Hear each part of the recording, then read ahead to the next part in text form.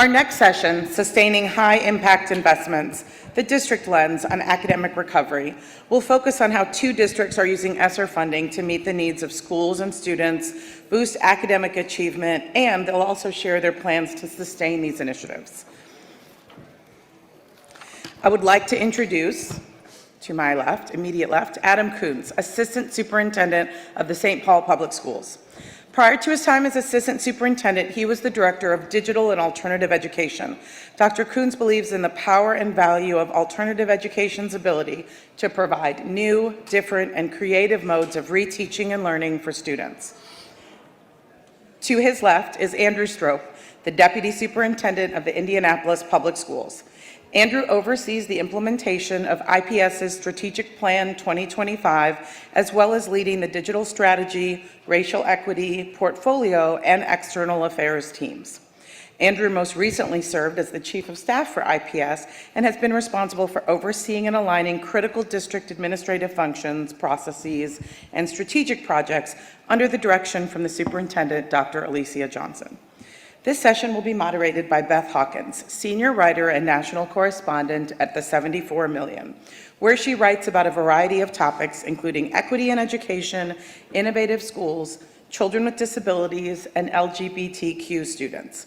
She has written extensively about the challenges the pandemic posed for students and policymakers, including the best use of federal relief and recovery funding. Thank you. I am so excited to be here. I recognize so many of you from my contacts list, and so it's lovely to meet some of you in person. And I'm particularly happy to be here for this panel because I have written extensively about St. Paul Public Schools, and I'm also a proud St. Paul Public Schools graduate.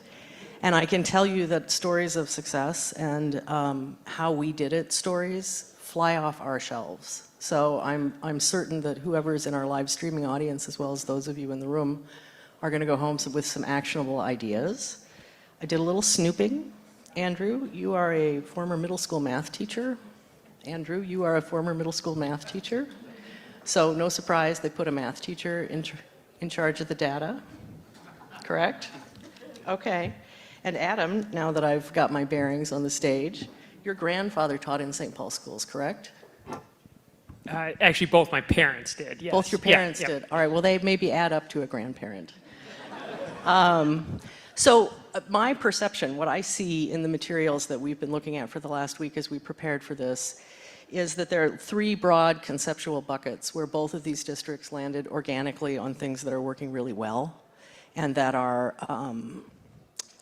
replicable. I mean, that's a terrible word, right? It's jargon, but that they are. It's sort of a template that you could go home and use.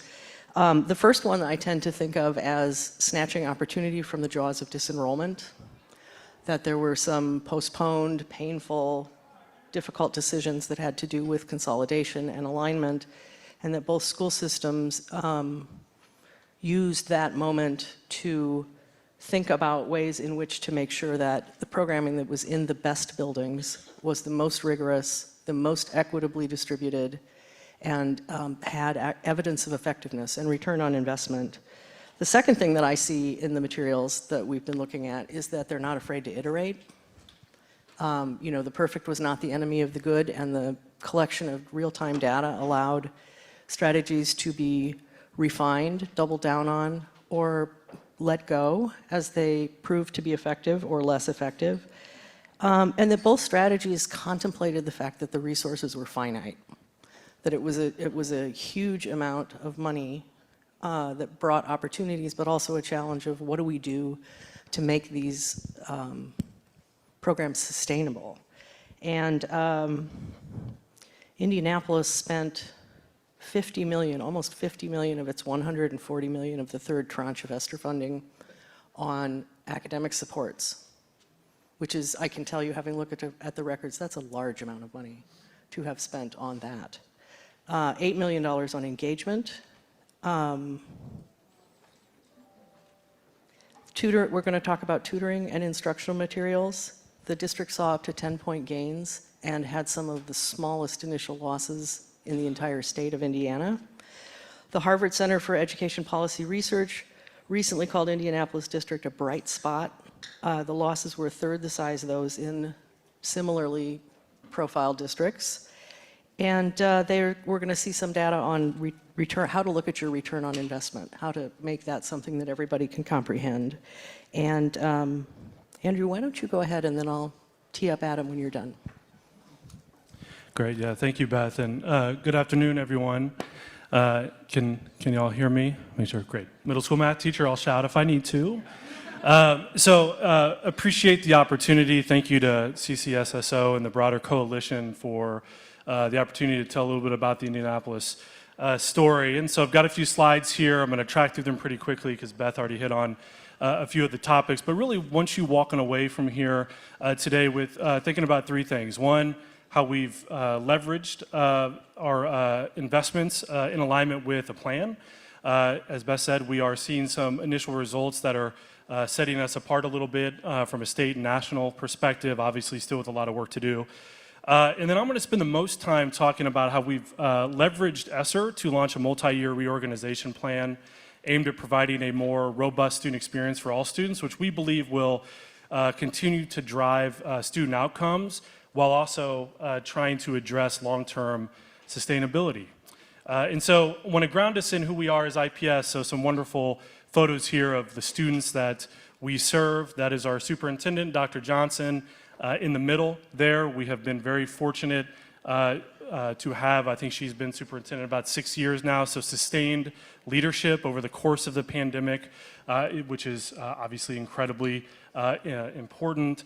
A little bit about where we've invested.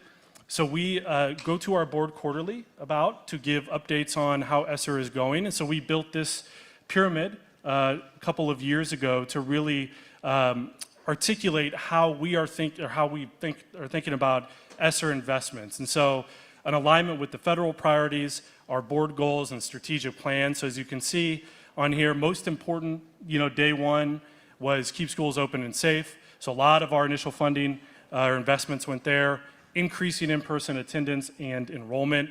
And then as Beth mentioned, as we've tried to be very intentional, in particular kind of middle pandemic and on the back half here, accelerating learning in ELA and math, all with the intention of getting students on track for graduation. And so this is a little bit of snapshot here of where those dollars have gone. So a couple $100 million, or about 70% spin down right now, which is in alignment across the state of Indiana. So you can see that top row, keep schools open and safe. That's where the majority of the funding went initially. You can see a couple of the initiatives there. That second row is really where we've been honing in on, accelerate learning in ELA and math. So you can see the numbers might be a little small, but about 46 million, and then we've got about 30 million, and this is as of January 1st, that we've got earmarked to continue to work towards that direction. So that number is going to go up. Tutoring, we'll talk about a little bit, has been big there, as well as professional learning and curriculum. And so we're very intentional about building an internal process where from ideation all the way to superintendent sign-off, we had a process. We utilized a Salesforce tool to ensure that there was alignment with these things. We tracked all of these buckets very, very closely, continue to do so. So, as Beth mentioned, we're starting to see some initial results of where things are. Many of you have probably seen from the Harvard Center for Education Policy and Research, the recovery scorecard that was just put out in January highlighting IPS as a bright spot. This looks at statewide in Indiana. IPS is that little blip of orange there on the far left. So this shows ELA performance from 19 to 23. So we are tracking just above our pre-pandemic performance in ELA. And then in math, we're essentially right at it. So you can barely see the bar there on the far left. So obviously a lot of work to do, but what this tells us is something's been working a little bit, right? In terms of how we've been thinking about making investments. So let's talk about how we've been honing in on that. So the first is academic return on investment. This is not a new concept. Many of you in the room might know a little bit about this or know organizations that do this. Essentially, this is measuring what's working for whom and how much is it costing. And so we have been very blessed to be in partnership with Chiefs for Change to really first do a pilot around how to think about AROI, where we did a few initiatives, and now we are really pushing this across the infrastructure of the organization. We're currently going through our central office budget process heading into 24-25. So this is coming at a phenomenal time here. You can see on the right-hand side on that quadrant, that is real data where this has allowed us to identify initiatives that we might want to scale up or ignore or sunset. And so we've had a couple learnings already from this. Tutoring, I'll talk about the next slide. We've been able to sunset a few things already. So again, we're really looking to push this more broadly across the organization. Again, this is just a little shout out for tutoring. We've been on a couple-year journey here, and we have seen some material gains. We've done tutoring a couple different ways. One is a Tutoring for All program. It was open to every student in the district, and that was done online after school in alignment with our curriculum. And then on the right-hand side, we did some very specific, during the school day, in specific schools, Tier 2 tutoring. So again, we're starting to see some movement there. But when it's been the last, probably I think got 3 minutes or so, talking about rebuilding stronger, which I'll talk about what it is, but first I want to talk about what it's designed to do. So Beth mentioned some equitable access. Since I've been in Indianapolis Public Schools, one of the things we often talked about is, where students had access and where they didn't. So I'm going to hone in on the first 3 rows of this slide, which is labeled what will be true for students once Rebuilding Stronger is fully implemented. We're in year 1 right now. Currently, 34% of our middle school kiddos have access to band and orchestra, 34% a world language, and as a former middle school math teacher, this number hurts quite a bit, 41% access to Algebra 1. We set that up over time as a system, and our superintendent pushed our team, pushed the community pretty hard to say, how can we leverage this moment in time to break the status quo? And that's what Rebuilding Stronger is all about. There are multiple facets to it. Grade reconfiguration, really honed in on the K-8 space, streamlining some of that, and program expansion and replication, which is the second to last bullet there. So improving student access to higher performing, higher demand schools across the whole district, where traditionally they've been situated in more affluent parts of the city. And then, unfortunately, some school consolidation. So we've gone through the painful process of taking 7 schools offline this current year, but really all of that in support of more efficiency and economical facilities. And we know we've got a lot of resources strapped and pushed very wide, so trying to really hone in and target those a little bit more. So this is how we've leveraged ESSER to really jumpstart this multi-year change. So we've made some dramatic investments in STEM, so increasing access there. IB, Montessori, really expanding access there, so professional learning investments would be able to leverage ESSER there. Obviously, keeping staff stability across a lot of change is really, really important at the classroom level and school level, so we've been able to leverage ESSER for some student retention or teacher retention bonuses, and then student enrichment experiences in the bottom right there. So we want to provide access for the arts. We've got to make sure we've got instruments for everybody, right? So we've been able to leverage ESSER to do some initial purchases there that hopefully we'll be able to sustain over time. Early indicators of success, we're tracking this very closely. As Beth mentioned, and I know a lot of districts are struggling with this across the country. That is a headline. Most recently, IPS enrollment drops by less than 1% for second straight year, despite several school closures. We are currently seeing a 146% increase in out-of-district enrollment applications for next school year. So a lot of this is about trying to make our offerings aligned with what families want and really trying to be competitive. 89% staff retention over 3 years. We've seen an increase in our overall building utilization rate. And then that bottom 96% there, as we've invested a lot in curriculum, just really hone in on our teachers actually using that and holding each other accountable. So that's where we are as of now. Thanks. That's fantastic. Adam, I pulled a line out of your presentation that said that your shift in credit recovery is a mindset shift more than anything, that you're moving away from thinking of credit recovery as about content understanding and not seat time. And I think the slides that we're about to see what I saw in them is evidence that the programming that St. Paul has instituted that's called credit recovery is actually solving for multiple needs at the moment: student engagement, enrichment, opportunities that children may not have had during the school day. I'm hoping you'll spend 2 sentences on how you're doing English through a local program called Wilderness Inquiry, which gets children who aren't typically exposed to outdoors and wilderness experiences into canoes on the Mississippi River, among other things. And also, you're using this programming to keep kids on track for high school graduation who may not yet be, at the stage where you're hoping they'll just accumulate credits and get a diploma. Yeah, thank you, Beth. I think really what the moment in time when the ESSER dollars became real was a time to pause and think. It was really a light bulb moment for credit recovery, specifically to rethink like how and why we do that for students, as we realized that pandemic learning caused that huge gap for so many students. And so, but before I could really answer that question with more detail, I think we do need to talk about how we built systems in St. Paul to build and plan and be ready for the end of ESSER as much as we were planning for that at the beginning. And so here's just a quick snapshot of who St. Paul Public Schools is, the students we serve, what our city looks like.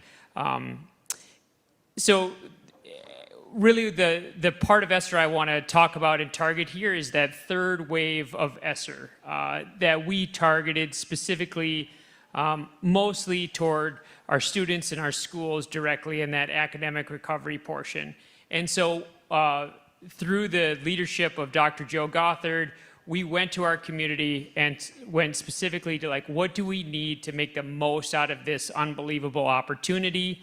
And through that community engagement, we were able to identify these 56 unique strategies. And as we heard earlier from our colleagues, we love dashboards through this whole ESSER time, and we had lots of them. And those dashboards really aligned our work. But what it did is it told our entire community that this data matters, the alignment matters, and that this is all coming to an end. Right? And that from the very beginning, and like I was in charge of plenty of these that said, at the end of this, there will be a sunset. It will end. And it didn't feel real, but you still knew that, right? That this was all coming to an end, and we needed to be as prepared for the end as we were for the beginning. More dashboards about how we were spending the money and how we were sharing that with our community all throughout. We also took time to share with our community ongoing, this is what we're doing, this is how we're spending the money, what do you think, where are we? It gave us opportunities to pause, change, to just make sure that we were making the most out of this incredible opportunity with the ESSER dollars. So we get to this point in time. Fiscal 25, we've been defining this as a funnel. We need to take all of this time and realize what matters. How are we going to move forward? How are we going to take everything we learned from all of those dashboards you just saw and come to a balanced budget that takes the best learning, the best impacts from the ESSER era and move forward?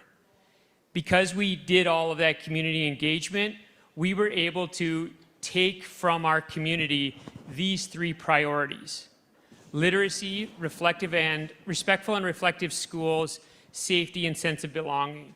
And so the way I like to think about it is those 3 community guidelines, that is the funnel.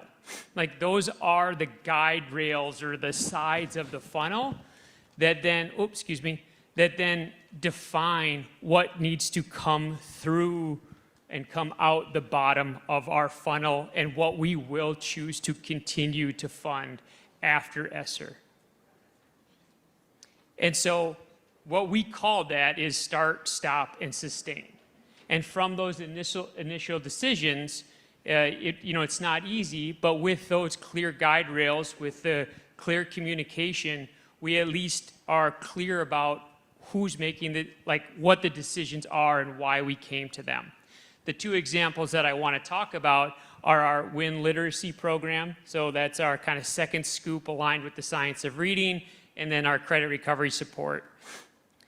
So WIN reading, it's very exciting. I think the greatest thing about WIN is partially its simplicity. We find the right kids who need that additional support, and we put a trained teacher in the room to get that second scoop during that independent or that small group instruction time. And the data shows that with that support, we're up 19% over the course of the ESSER timeframe. It's hard to deny that that isn't something that we're going to sustain when we look at the community value that literacy is what we hear from our community. Now I get back to Beth's answer to talk about credit recovery. High school credit recovery was something that we needed to do. Now, before we get to talk about putting kids in canoes as a part of credit recovery, we also need to realize that access was a key part of it. So in addition to summer school, we support credit recovery during the school year.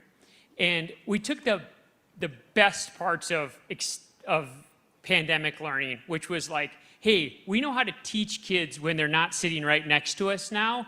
We don't need to have them like come down to the ALC and wait in line to sign up.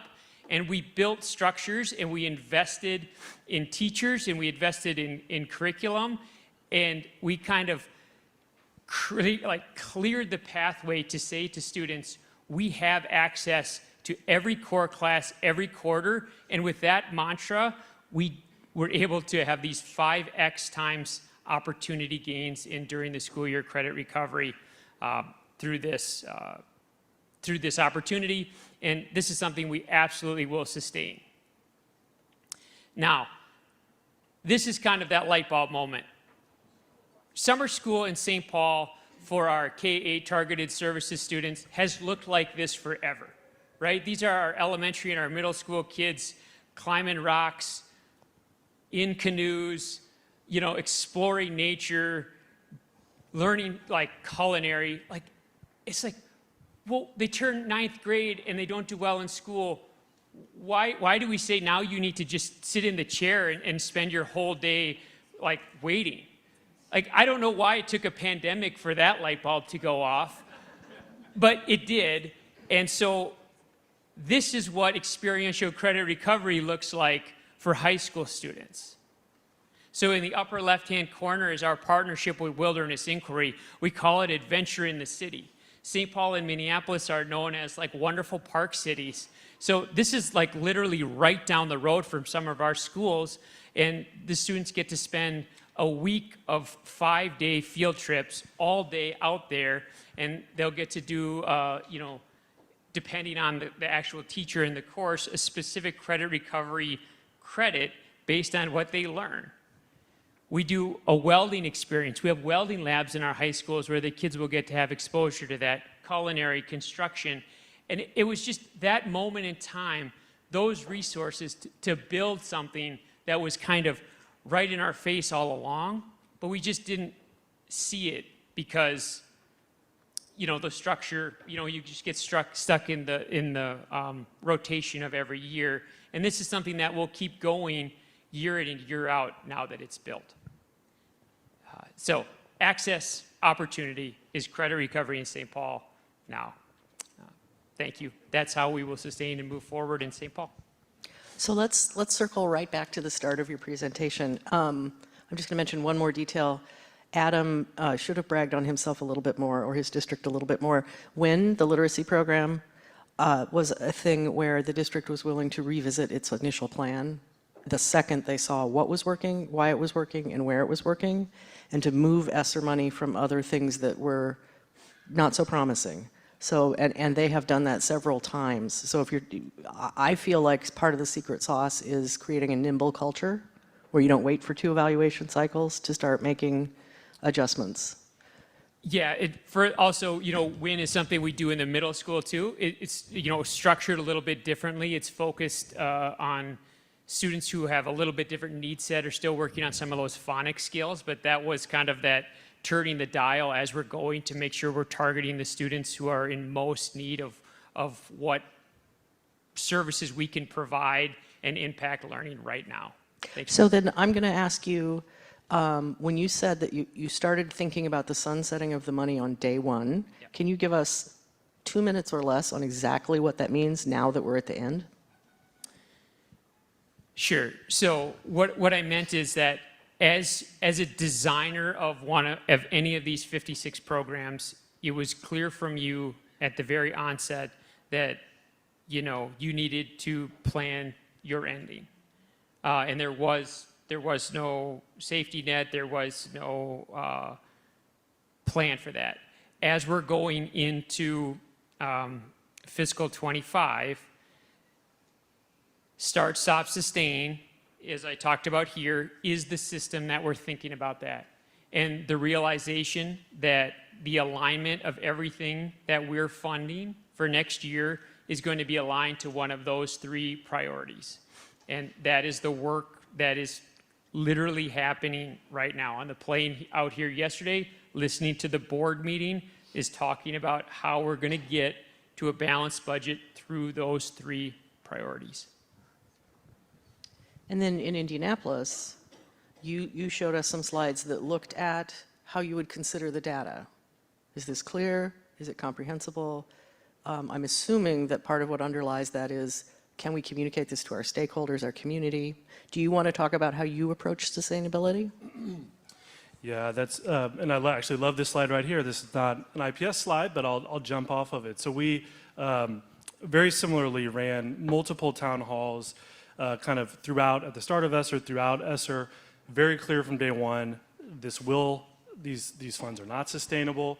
And so the tool I talked a little bit about that we built in conjunction with Salesforce, it asked project owners to really think about sustainability before it was actually signed off. Every single ESSER initiative went to the superintendent, no matter how big or how small. That way we had accountability in the superintendent's office to say we know exactly kind of what we're investing in.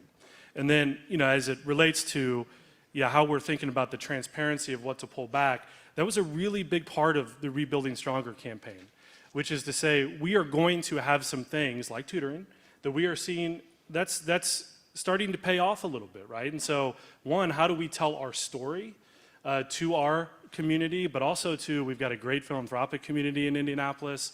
We've got a city that is very interested in tutoring. We've got a state, I know some representatives here today that have put some resources behind tutoring. So how can we tell that story transparently? And then I was actually talking to our superintendent this morning, and we've got to be very clear and honest about the trade-offs. And so there will be trade-offs, already have been, there will continue to be over the next year or two. And so we've kind of started that with, we want to continue to do some of these things that we're seeing working. There's got to be some trade-off on the other side of that. And so we've gone through a really difficult process of school consolidation and trying to figure out ways to generate a little bit more economy of scale. Okay, so lightning round, 40 seconds each. These folks want to know how to do what you did, and we have avoided going through the painful parts of the process. Do you have 1 or 2 key pieces of advice? There's a painful process. I don't want to pretend like there's not a painful process, but I think, just like Andrew was saying, like the transparency piece is really key. And starting 3 years ago with the transparency, I think was a visionary aspect that Dr. Joe Gothard deserves a ton of credit for.